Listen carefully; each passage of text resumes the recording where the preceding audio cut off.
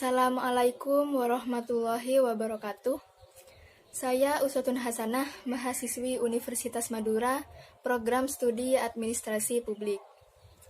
Saya di sini akan menjelaskan mengenai peran sosialisasi dalam pembentukan kepribadian. Sosialisasi merupakan proses interaksi sosial antar individu dengan mengenal dan mempelajari nilai dan norma yang berlaku dalam suatu masyarakat. Manusia sebagai makhluk sosial akan selalu membutuhkan orang lain dalam kehidupannya. Manusia tidak bisa hidup sendiri tanpa bantuan manusia lainnya. Dalam berproses menjadi makhluk sosial, seseorang akan memerlukan banyak pembelajaran dan penyesuaian tentang segala hal yang penting dalam kehidupannya, agar ia mampu bertahan dan menjadi manusia seutuhnya.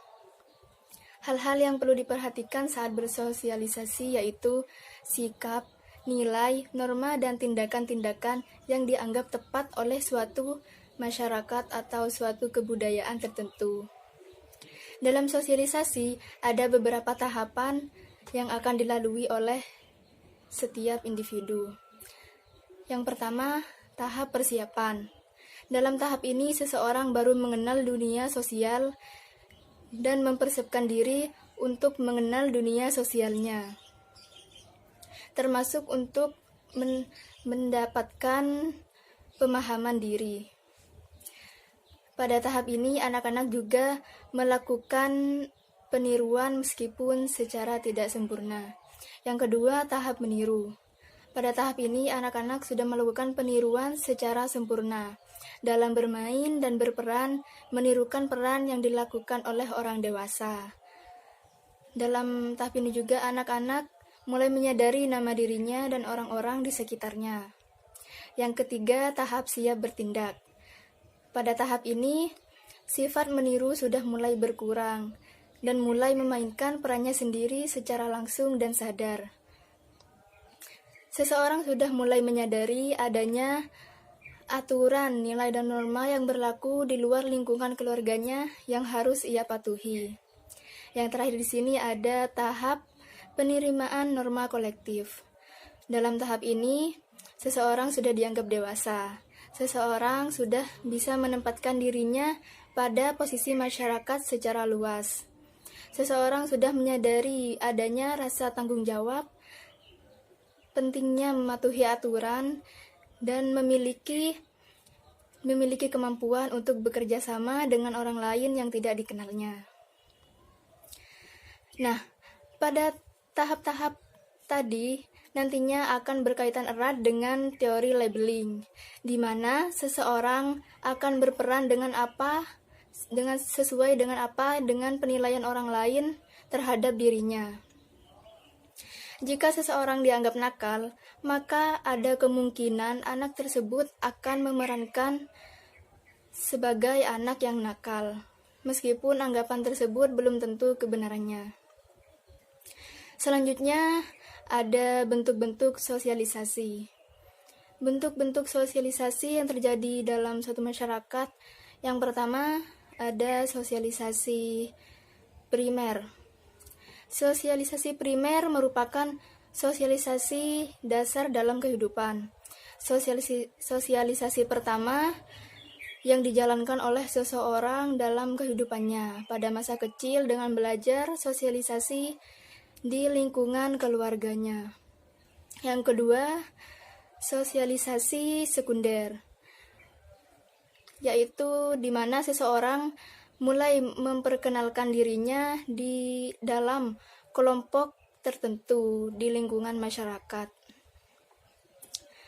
seperti lingkungan sekolah, lingkungan kerja, lingkungan bermain, dan media massa. Yang ketiga, sosialisasi formal, yaitu sosialisasi yang dijalankan melalui lembaga-lembaga formal yang memiliki struktur dan aturan di dalamnya, seperti sekolah, kuliah, kantor, kepolisian, dan banyak lagi yang lainnya. Yang keempat, sosialisasi non-formal, sosialisasi yang dijalankan dengan melalui lembaga non-formal. yang tidak memiliki struktur dan aturan tertulis di dalamnya, seperti masyarakat dan kelompok bermain.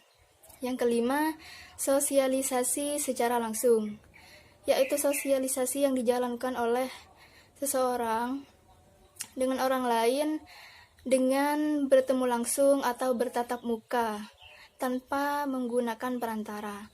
Hal ini dapat mengurangi adanya berita tidak benar atau hoax yang beredar di lingkungan masyarakat.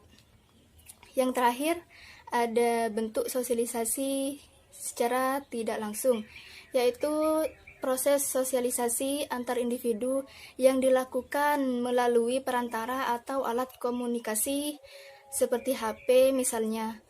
Sosialisasi ini tidak dijalankan langsung dengan tatap muka, tapi melalui perantara. Selanjutnya ada agen-agen dalam sosialisasi. Agen sosialisasi merupakan orang-orang yang melakukan sosialisasi.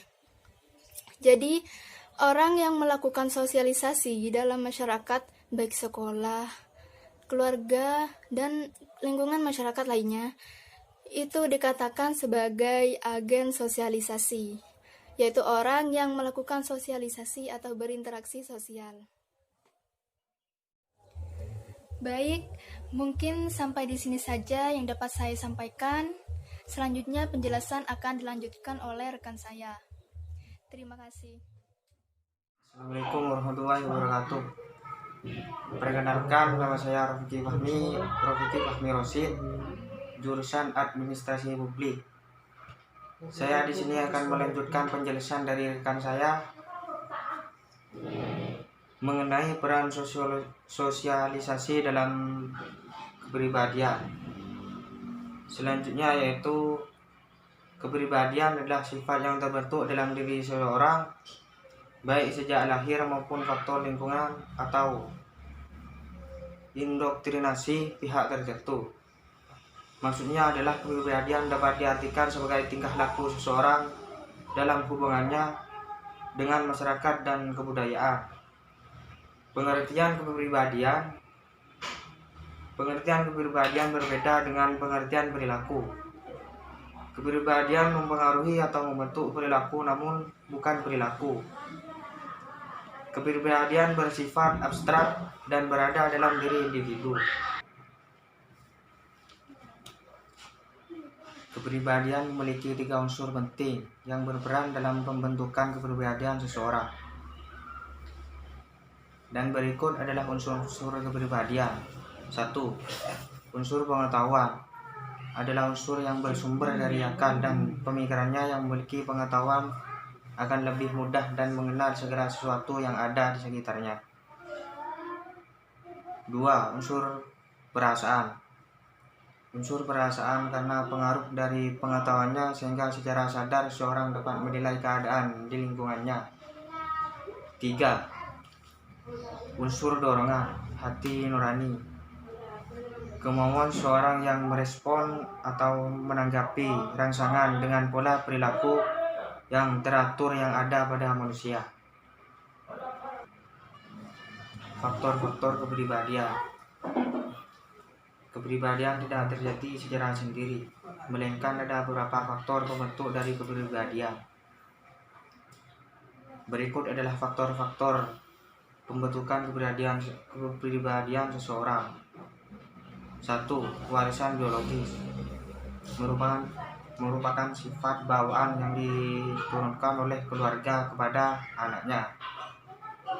Biasanya pengaruh ini akan tampak pada ciri-ciri fisiknya, tingkat kecerdasannya, peristiwa, sifat-sifat larangannya, akan tetapi sifat yang diturunkan bisa jadi akan berkembang apabila sudah terpengaruh ketika berinteraksi dengan lingkungan sosialnya. 3. Lingkungan alam juga dapat mempengaruhi perbedaan kepribadian antar individu. Perbedaan seperti sumber daya alam, iklim, topografi, dan tempat tinggal menyebabkan manusia harus menyesuaikan diri dengan lingkungannya. Sekian dari kami. Assalamualaikum warahmatullahi wabarakatuh.